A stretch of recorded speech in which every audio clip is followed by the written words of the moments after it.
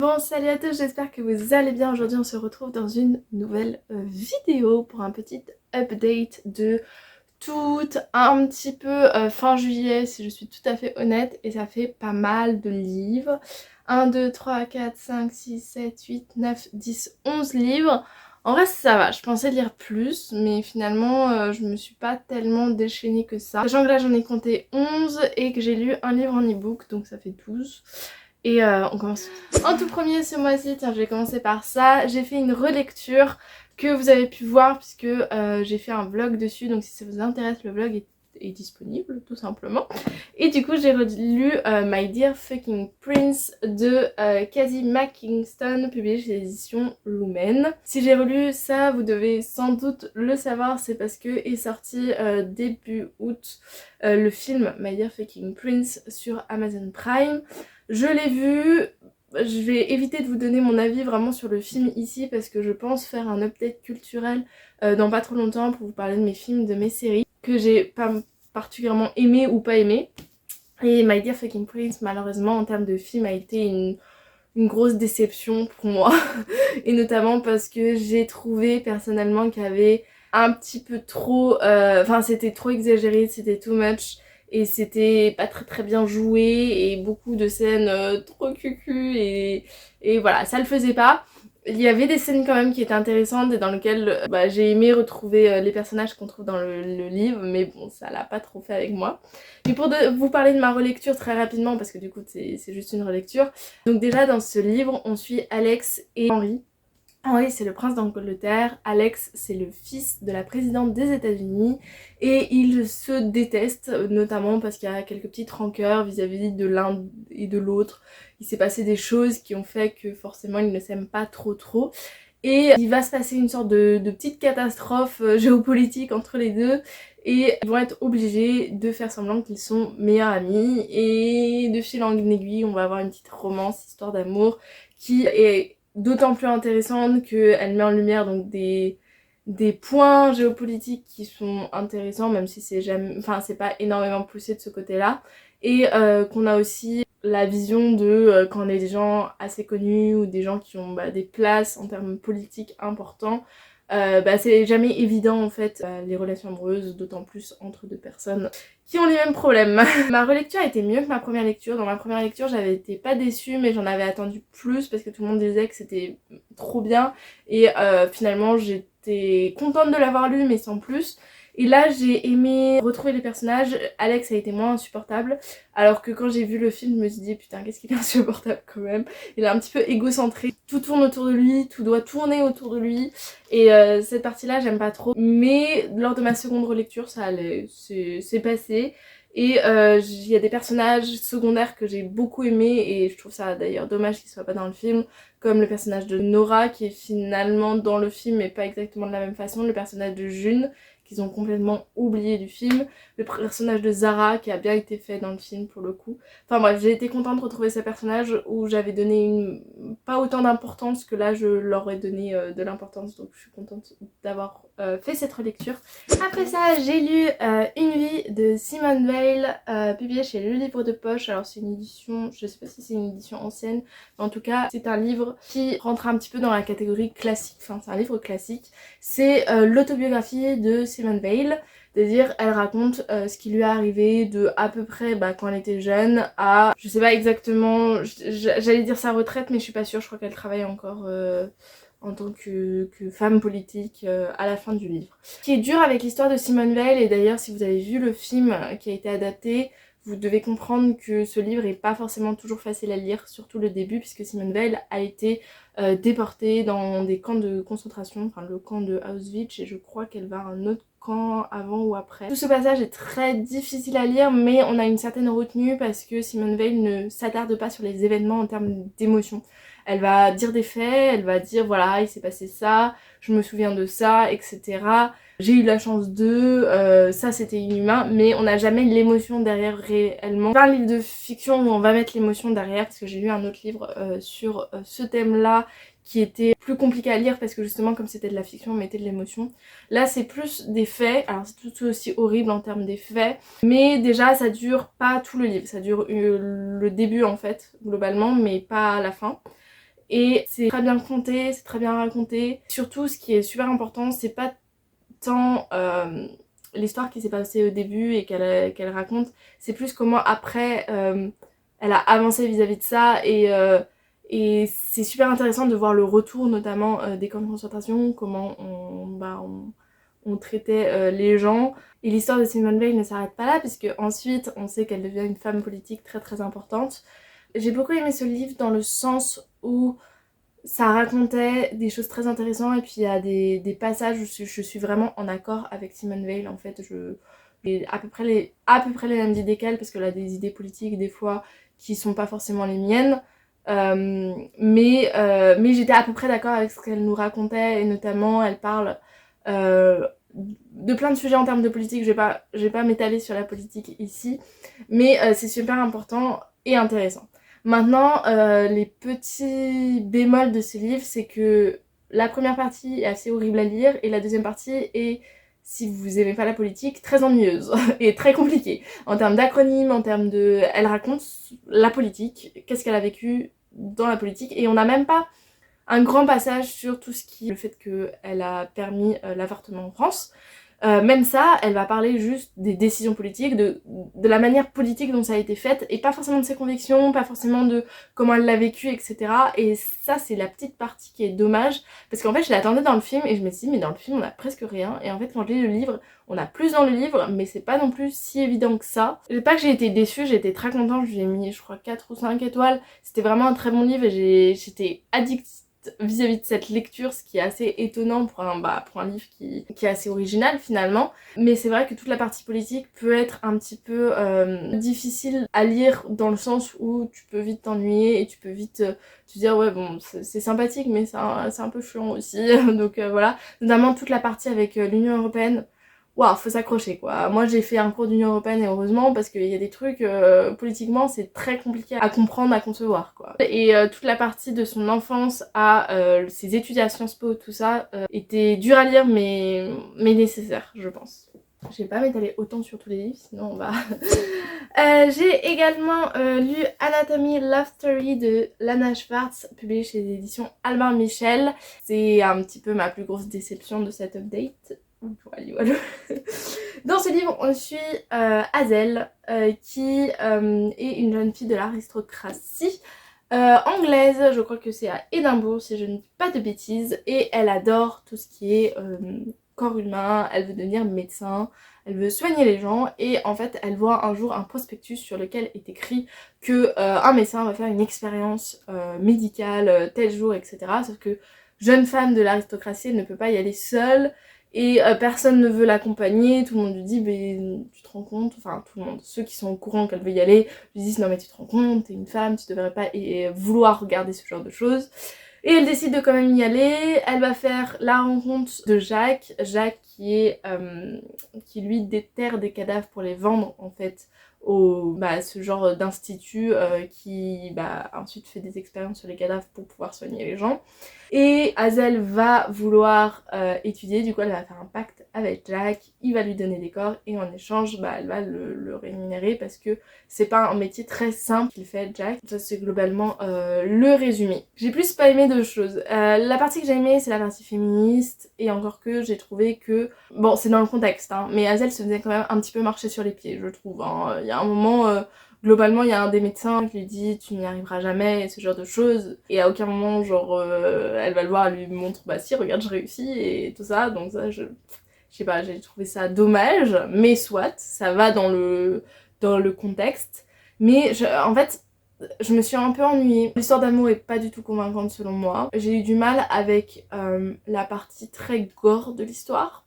Surtout que j'ai pas tout compris à l'intrigue. On nous montre plein de choses différentes qui ont des liens mais pas forcément tout à fait. Ce livre il aborde plein de points mais sans qu'il soit vraiment développé et je trouve ça vraiment dommage. Et je saurais même pas dire ce qu'il a pas réellement fait parce que c'est un livre qui est bien écrit, qui est bon mais j'ai pas eu ce déclic de oh c'est cool j'ai envie de savoir ce qui se passe vis-à-vis des personnages. J'ai pas accroché et ça l'a pas fait et écoutez voilà. Je ne lirai pas, je pense, le tome 2, même si visiblement le tome 2 aborde beaucoup plus la partie féministe que le tome 1. Une super bonne lecture qui est un de mes coups de cœur de cette update, c'est Les 7 maris d'Evelyn Hugo de Tyler Jenkins Reid, publié chez les éditions Hauteville. C'est un livre qui va aborder les 3 piliers, on va dire, que l'autrice aime aborder dans ses livres, c'est-à-dire la célébrité, l'alcoolisme et... c'est quoi le dernier pilier? Famille. Voilà, je pense que c'est les 3 piliers que l'autrice aime aborder. Dans ce livre, on va suivre une jeune journaliste qui est contactée par Evelyn Hugo indirectement pour faire une interview de cette grande actrice. Sauf que tout le monde se demande pourquoi c'est elle qui a été invitée à écouter l'histoire d'Evelyn Hugo, sachant que Evelyn Hugo ne se livre jamais. Ce livre... Ce que j'aime bien dans les livres de Tyler Jenkins Reid, dans tous les livres en fait on a la vie entière des personnes qu'on va suivre qui sont souvent des célébrités. Et en fait au début il y a une image qui se construit autour de ces célébrités, qui est une image souvent toute belle ou pas toute belle mais qui est tracée, on se dit voilà c'est comme ça que sa vie s'est passée. Et ensuite on a la réelle vie, on rentre vraiment dans l'intimité de cette célébrité et on se rend compte que c'est jamais aussi évident et tout ce qu'on voit c'est pas forcément la réalité. Je trouve qu'elle le fait très très bien de ce point de vue là et ce qui est encore mieux dans les 7 maris d'Evelyn Hugo, c'est que justement elle a eu 7 maris et du coup on va voir ces 7 mariages qui sont tous uniques les uns aux autres, qui ont tous une place dans son histoire et c'est super bien raconté, il y a une bonne fin, une bonne... En fait c'est vraiment l'histoire qui se déroule. Il y a juste la partie avec la journaliste qui est pour moi la partie nécessaire pour introduire l'histoire et pour comprendre pourquoi Evelyn Hugo va se livrer, mais c'était pas la partie la plus intéressante. Mais voilà, c'est un petit coup de cœur que je vous conseille absolument, c'est le livre que j'ai préféré de l'autrice. J'ai lu 3 de ses livres, qui sont les livres les plus connus et qui ont été traduits en français. Et celui-là, vraiment, c'est celui que j'ai préféré et je l'ai pas mal annoté. Alors, un autre livre, du coup, de la même autrice que j'ai lu cet été, c'est Les Sirènes de Malibu de Tyler, du coup, Jenkins Reid, cette fois publié chez 10-18. Je dis pas que c'est une mauvaise lecture, j'ai passé un bon moment, mais j'étais plus déçue que Daisy Jones and the Six et Les 7 maris d'Evelyn Hugo, que j'ai largement préféré. Dans ce livre, on va suivre 4 frères et sœurs qui chaque année organisent une super grande fête dans leur villa un petit peu privée. C'est les filles et fils de Mick Riva, qui est un chanteur hyper connu. Et du coup tout le monde veut être à cette soirée, tout l'univers d'Hollywood veut être à la soirée à Malibu. Sauf que cette année il va se passer un événement qui va faire que la maison dans laquelle ils sont va flamber, enfin il va y avoir un incendie à la fin de la soirée. Donc le lendemain matin. C'est comme ça que commence le livre, en fait ils en parlent dès le début. Et en fait ensuite chaque chapitre c'est 1 heure de la journée. Et de temps en temps on revient dans le passé, donc il y a une date qui explique en fait l'histoire notamment des 2 parents de ces 4 frères et sœurs. Cette histoire est vachement cool. Si j'avais lu que celle-là, indépendamment de Daisy Jones and the Six et des 7 maris d'Evelyn Hugo, j'aurais, je pense, beaucoup aimé. Mais en fait j'en attendais beaucoup parce qu'on m'avait dit que c'était une histoire que les gens préféraient de l'autrice. Du coup moi j'étais là, je vais encore en prendre plein les yeux. Sauf qu'en fait c'est vraiment bien. Mais il a manqué la petite étincelle que j'ai eue avec Les 7 maris d'Evelyn Hugo à la fin. La fin était pour moi tellement évidente que je me suis dit voilà, je continue à lire. Et puis le livre s'est fermé, je me suis dit bah voilà, c'est fait, c'est passé. Mais ça me semblait logique en fait que ça se finisse comme ça finalement. Et en fait il y a aussi toute la partie du début où on monte. Vous voyez, en fait plus les heures passent, plus tu captes l'histoire de ces frères et sœurs et plus tu fais monter la tension. Et quand tout se résolve d'un coup, je suis là et je me suis dit, tout ça pour ça quoi. C'était bien hein, la résolution, mais quand même, tout ça pour ça. C'était bien, mais ça aurait pu être, je pense, encore mieux. Ça, si vous l'avez pas lu, ça a peut-être pas de sens, mais si vous l'avez lu, je veux bien savoir votre opinion vis-à-vis de ce livre, qui encore une fois est une très bonne lecture, mais il a manqué quelque chose pour que ce soit encore mieux. En fait, toutes les bases étaient mises, mais j'ai pas été convaincue de la résolution à la fin. On continue avec un livre que je suis contente d'avoir découvert, c'est Orgueil et Préjugés de Jane Austen, publié chez les éditions Hauteville. Que dire de ce livre? Alors, dans ce livre, on suit l'histoire d'amour romantique entre Monsieur Darcy et Elizabeth. Je pense qu'Orgueil et Préjugés, j'ai pas forcément besoin de vous le reciter en termes d'histoire. C'est une histoire dans la haute société anglaise. Haute société peut-être pas, parce que je me suis rendu compte que en fait finalement Elizabeth et ses sœurs naissent dans une famille qui est plutôt modeste. Toujours de bonne famille mais plutôt modeste. Et va arriver proche de chez elle 2 jeunes gens, mais notamment un qui a beaucoup d'argent et du coup toutes les jeunes filles, enfin toutes les bonnes familles aux alentours vont vouloir marier leurs filles.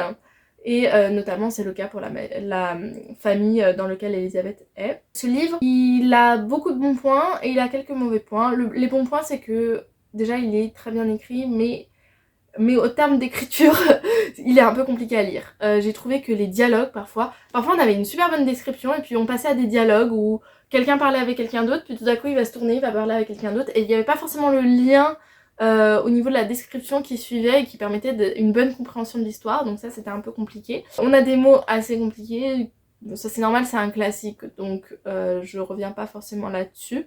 Et pour bien comprendre ce livre, il faut comprendre tous les rouages de la bonne société, et c'est je pense le gros plus de cette histoire, c'est-à-dire qu'on nous montre vraiment pas la condition des gens de cette époque, mais un petit peu, c'est comment ils vivaient et qu'est-ce qui maintenait leur attention, et souvent c'est vraiment les discussions de l'époque, qu'est-ce qui s'est passé, qui s'est marié avec qui a dansé avec qui à ce bal, et en fait quand tu te prends en jeu, c'est vraiment toute une intrigue de la société et c'est super intéressant, et notamment Orgueil et Préjugés a un bon point dans le sens où il montre que effectivement faut pas se fier aux apparences. C'est un peu la morale de l'histoire. Maintenant, on peut parler du fait que tout ce livre, si c'était parlé au début, bah en fait, ça l'aurait fait dès le début, quoi. C'est ça que je comprends pas trop. C'est ce qu'on reproche à beaucoup de livres actuels, donc je vois pas pourquoi on le reprocherait pas à ce livre. J'ai beaucoup aimé cette histoire, mais je trouve pareil que l'histoire principale n'est pas la romance entre Darcy et Elisabeth. L'histoire principale, c'est la haute société, et c'est, j'ai même plus envie de dire une histoire d'amitié entre les deux, hein. Parce que il se passe des choses entre les deux qui font que c'est mignon, tu te prends au jeu, c'est sympa, mais il n'y a pas beaucoup de moments finalement où ils se parlent, rien qu'ils se parlent, donc ça c'est...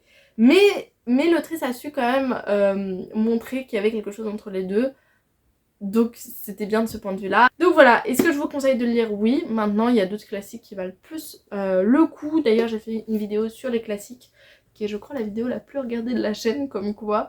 Si elle vous intéresse, je vous dis les classiques que je préfère, et voilà, n'hésitez pas à les voir. Un livre, et oui on n'a pas fini, je vais me dépêcher, hein, il m'en reste quelques-uns. J'ai lu Le Tatoueur d'Auschwitz de Heather Morris, publié chez les éditions J'ai lu. C'est un livre qui parle du tatoueur d'Auschwitz. Le tatoueur d'Auschwitz était... c'est vraiment une personne qui a existé, et c'est vraiment, l'autrice est vraiment allée voir cette personne et lui a demandé de conter sa vie, ce qu'il a fait, et du coup après elle en a fait une fiction. Donc c'est une fiction tirée d'une histoire vraie. Et en fait ça raconte une histoire d'amour entre le tatoueur d'Auschwitz et une jeune femme qui était aussi à Auschwitz. C'est difficile à lire, c'est très difficile à lire, surtout le début, le moment où Leil arrive à Auschwitz. En plus, il arrive à Auschwitz parce qu'en gros, en Slovénie ou Slovaquie, je ne sais plus, un des deux, il habite là-bas, et on dit aux familles juives qu'il faut qu'il y ait une personne qui se dévoue pour se rendre au gouvernement. Et dans ce cas, les autres auront rien.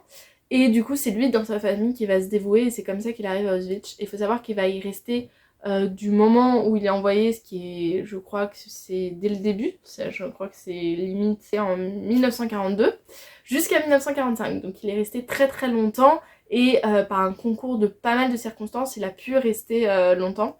Mais cette histoire est compliquée à lire, et surtout ce qui est toujours horrible quand j'ai des histoires comme ça, c'est les camps. Bien sûr, les camps c'est horrible, voilà. Mais tu te dis ok, c'est un coin d'inhumanité. Une fois que t'as passé ça, tu te dis quand ils vont rentrer, pas tout se passera bien, mais ça va aller mieux, ça va aller mieux. Et puis en fait, ils se libèrent des camps, et ce qu'il y a en dehors est pas forcément beaucoup plus beau, pas forcément beaucoup plus humain en fait. Et ça c'est un truc qui est bien montré dans Le Tatoueur d'Auschwitz, c'est-à-dire que ça concerne plus exactement le jeune garçon, c'est-à-dire qu'au moment où il va être libéré, on va pas l'emprisonner, mais on va le prendre et on va lui trouver une utilité sans lui demander son avis, sans le rémunérer, on va lui donner à manger, de l'argent, mais en fait on va pas prendre en compte l'humain derrière qui a peut-être envie de retourner chez lui, qui a peut-être envie de... voilà, et ça du côté des alliés quoi. Donc tu te dis... Je pense que mon expérience vis-à-vis des livres qui parlent de ce sujet va se finir, parce que c'est toujours des livres qui me pompent une part de mon énergie et de ma manière d'être bien après. de mon bien-être. Donc voilà, c'est des histoires qui sont super importantes. Si vous aimez le sujet, n'hésitez pas à aller lire ce livre. Je pense qu'il est bien. Il est, je sais pas dans quelle mesure il est romantisé, mais comme il est inspiré d'une histoire vraie, de toute façon, je pense que ça ne peut pas être si romantisé que ça. Même si c'est encore une fois c'est de la fiction. Il y a des moments pleins d'humanité au milieu de l'inhumanité, donc je vous conseille de le lire si c'est un sujet qui vous intéresse. Maintenant, si vous n'avez pas le cœur bien accroché et que vous savez que ce genre de livre n'est pas forcément fait pour vous, passez votre chemin. Il est bien dans le thème, faut se connaître. Un livre que je suis contente d'avoir lu, qui m'a laissé un petit peu... que j'ai adoré lire mais qui m'a laissé un peu perplexe, c'est So Close de Sylvia Day, publié chez les éditions J'ai lu. Dans ce livre, on va suivre Kane, Lily et plein d'autres personnages.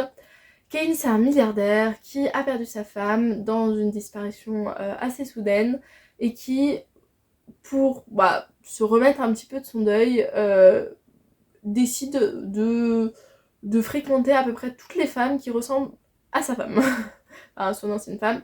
Et il y a tout un mystère vis-à-vis de ça.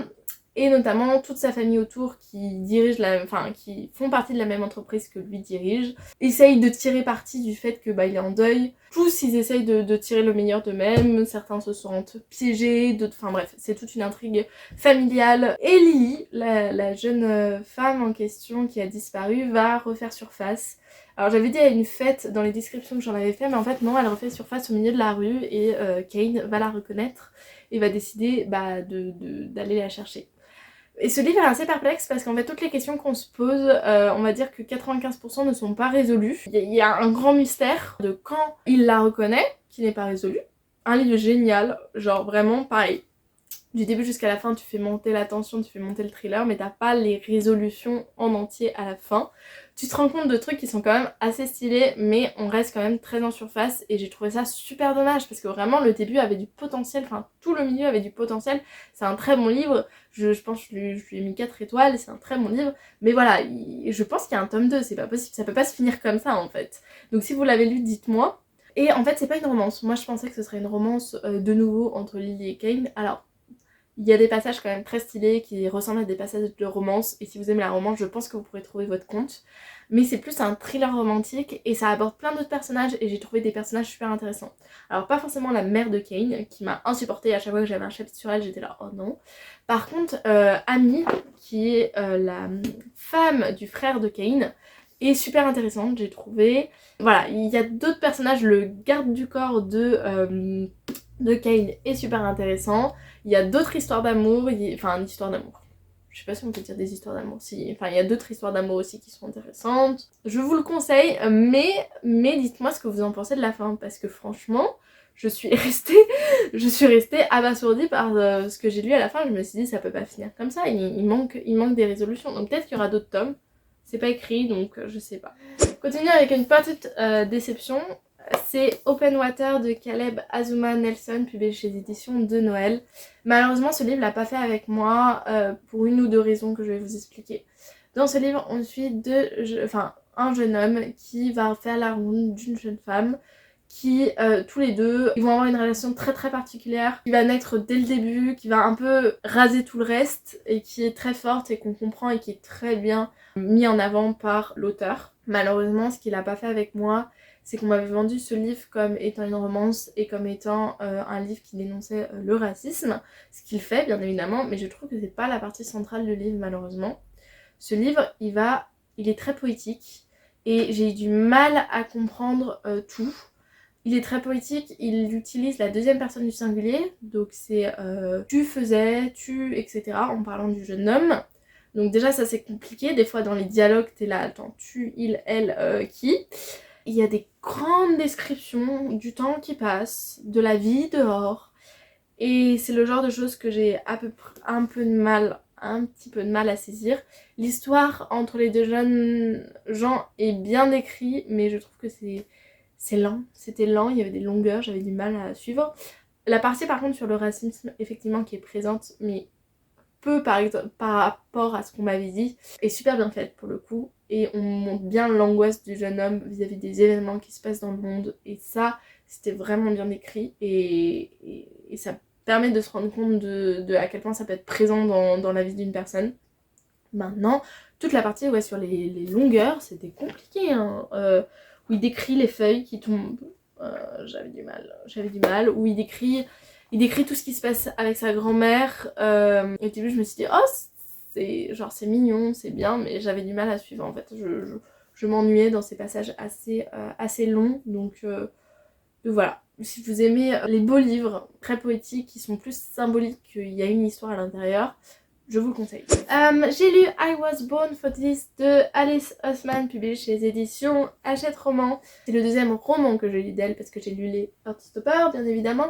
J'ai lu Silence Radio qui a été un coup de cœur je pense. Maintenant, à l'époque j'avais dit que c'était pas forcément un coup de cœur, mais maintenant que j'y repense je pense que c'est un coup de cœur. I Was Born for This n'a pas été un coup de cœur, mais ça a été une bonne lecture. On suit Angèle et Jimmy. Angèle qui est fan d'un groupe de rock dans lequel Jimmy joue. Et on va voir d'un côté qu'est-ce que c'est qu'être fan et de l'autre qu'est-ce que c'est qu'être réellement dans le groupe de rock. Sachant que les deux vont se rencontrer dans un moment tout à fait inopiné on va dire. Et voilà, une petite histoire autour qui est très intéressante dans les livres d'Alice Oseman, comme je le dis tout le temps, tu t'attends toujours à une romance, etc. Et t'en as jamais. Donc à part Heartstopper, vous attendez pas à lire forcément Alice Oseman pour sa romance, au contraire, elle aborde plein de questions, l'inclusivité, la liberté d'être. Je saurais pas comment le dire autrement. On peut être qui on veut, on peut aimer qui on veut, on peut être ami avec qui on veut, on peut construire une relation comme on l'entend avec qui on veut, et ça c'est un des gros plus je trouve des histoires d'Alice Oseman, notamment la plupart du temps en fait, par exemple dans Silence Radio c'est une superbe histoire d'amitié incroyable, et moi j'étais là parce qu'il n'y a pas d'histoire d'amour, je vais pas aimer, etc. Sauf qu'en fait l'histoire d'amitié était tellement belle et tellement bien que je me disais mais en fait pourquoi je lis des histoires d'amour quoi, faudrait que je lise des histoires d'amitié qui sont toutes aussi belles, et bah c'est à peu près ce que j'ai retrouvé dans I Was Born for This. Il y avait peut-être un peu plus de romance dans I Was Born for This qui était intéressant. Ça parlait d'un groupe de rock et c'était plutôt bien fait. C'est ce que je m'attendais parce que j'ai lu un autre livre dont je vais vous parler juste après qui m'a pas convaincue de ce point de vue là. Mais là du coup ça parlait je trouve plutôt pas mal de l'image que je me fais de la célébrité et de l'image que je me fais des fans. Et de ce que ça fait d'avoir quelque chose auquel se raccrocher en termes de groupe. En termes ouais, d'être fan de quelque chose pour se raccrocher à ça parce que dans sa vie à côté peut-être que tout va pas forcément bien, et de l'autre côté être la célébrité qui est un petit peu adulée parfois sans savoir vraiment pourquoi les gens t'aiment.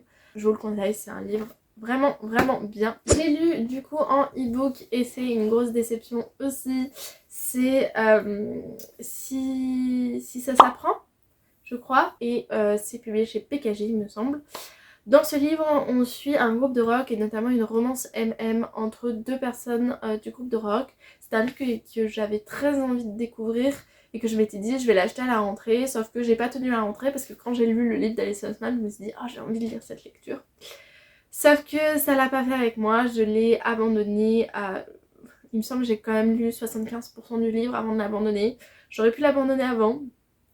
Dans ce livre, on suit Zach et Rowan, je ne me souviens même plus des noms des personnages, c'est pour vous dire, qui ont fait partie donc de ce groupe de... Ça ressemble beaucoup à la vision des groupes de K-pop il me semble, où il y a des règles qui sont strictes, ils ont le droit de sortir avec personne, ce qu'ils font leur appartient pas totalement, ils suivent un programme, c'est pas eux qui font les musiques, ils chantent les musiques des autres, ils dansent, etc.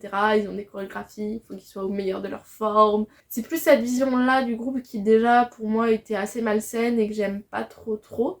Et j'ai eu du mal avec le fait que la romance est même pas mignonne. Il y a un passage, il y en a un, il fait la gueule à l'autre, t'es là, mais what? Genre, non. Puis surtout, il rend ça public, enfin, il y a... Voilà.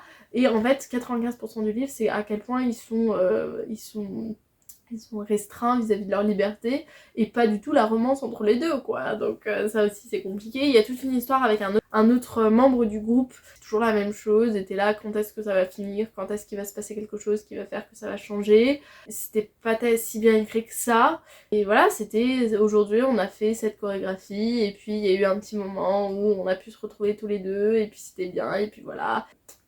Voilà, c'est le résumé du livre, hein. Vraiment, j'ai vraiment eu beaucoup de mal. Je pense que je pourrais lui mettre 2 étoiles, mais pas plus. Et bon, c'est mieux de finir un livre pour le noter, mais j'ai vraiment eu beaucoup de mal. Je sais pas comment ce livre est fini, mais mais ça me donne pas envie en fait de lire la suite. Et à chaque fois j'étais là, j'essayais d'y retourner et tout, mais j'étais vraiment pas convaincue malheureusement.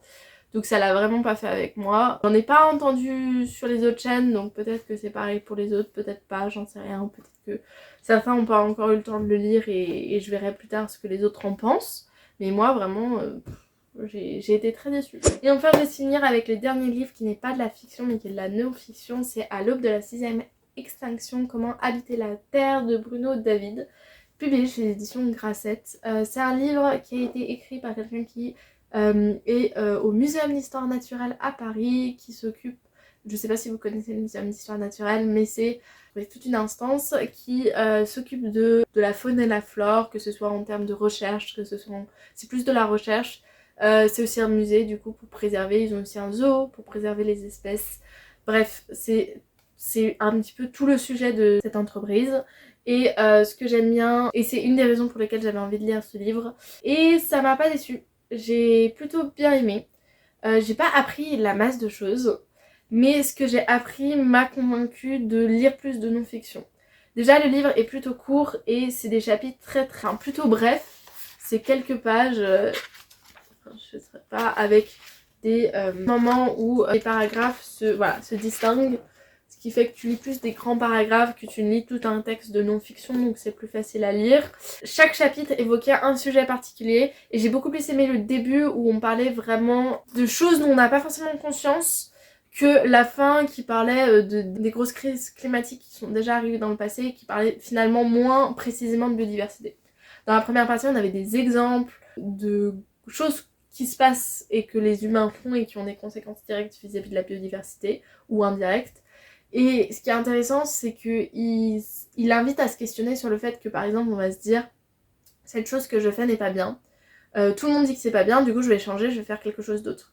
Donc on s'intéresse pas forcément à la conséquence que cette autre chose qu'on va faire, peut-être elle a aussi des conséquences qui des fois sont plus graves, ou qui des fois si tout le monde faisait l'autre chose, bah ce serait en fait pire que si on avait fait la première chose. Je sais pas si c'est parlant pour vous, mais ce livre donne des exemples. Et ça c'est intéressant, montrer que la question elle est complexe et que toute la vision qu'on a de se dire bon bah cette personne n'est pas assez écolo parce qu'elle fait pas assez de choses écolo, bah finalement peut-être que le petit truc qu'elle fait sera toujours plus intéressant et qu'il n'y a pas de solution miracle, enfin on peut pas ne pas émettre de CO2 finalement. Rien que le fait qu'on vive, ça émet du CO2. Donc il faut... Ce que ce livre invite à faire, je trouve, c'est faire des choses petit à petit, peut-être un petit peu la politique des petits pas, mais faire les choses au mieux, essayer de s'adapter dans sa vie pour essayer d'être le moins émetteur de CO2 possible et pour préserver la biodiversité, mais sans forcément se mettre de culpabilité qui est pas forcément bénéfique finalement pour faire des choses. Donc ça évoque plein de choses et si vous cherchez un livre sur l'écologie qui est pas trop déprimant, je vous invite à lire ce livre. Parce que moi j'ai aussi du mal avec les livres qui sont trop généraux. Des trucs très généralistes et finalement on n'a pas des exemples très ciblés et ça c'est dommage. Et ce livre invite à des exemples ciblés. Maintenant c'est pas, je pense, un livre qui révolutionne non plus et qui trouve des solutions. C'est aussi le problème, je trouve, des livres qui parlent d'écologie, c'est que effectivement on a toute la partie qui dénonce, la partie qui montre que aujourd'hui on a des gros problèmes vis-à-vis de ça, mais on n'a pas toutes les solutions derrière. On n'a pas, tiens on pourrait faire ça. Ça donnerait ça et ce serait peut-être mieux. En fait, ce qu'il faudrait, enfin moi ce que j'aimerais bien trouver, c'est un livre de solutions qui montre les avantages, les inconvénients et qui montre par exemple pour faire une chose, les 6000 façons qu'on pourrait la faire et quelle est celle qui est la moins émettrice, quelle est celle qui est la plus émettrice. Donc voilà. C'est une réflexion que je vous invite à avoir si ça vous donne envie et si vous avez un livre à me proposer, n'hésitez pas, on part d'un. Et voilà, là-dessus je vais finir parce que j'ai déjà fait un rush de 43 minutes. Mais je suis contente d'avoir lu cet été, d'avoir pas mal lu.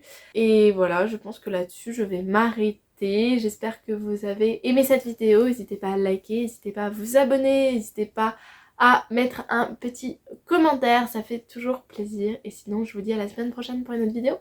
Salut!